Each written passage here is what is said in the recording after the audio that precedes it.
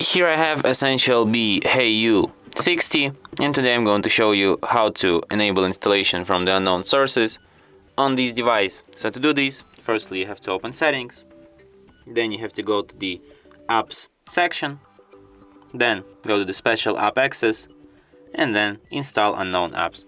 Here you can see the whole list of apps through which you can install unknown apps. So let's pick, for example, Chrome, and then just tap on this slider and allow from this source, and now you can install unknown apps through the Google Chrome as much as you want. And that's it. Thanks for watching. If you find this tutorial useful, don't forget to hit that like button and subscribe to our channel.